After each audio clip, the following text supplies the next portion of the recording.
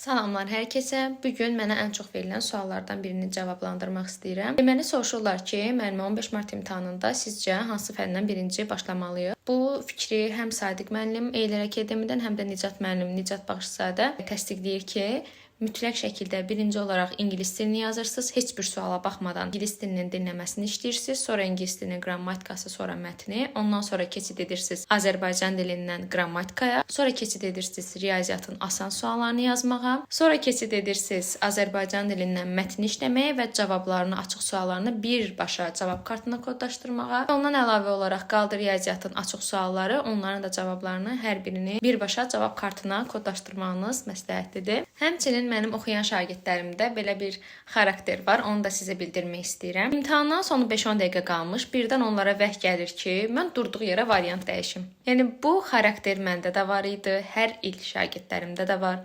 Çox xahiş eləyirəm.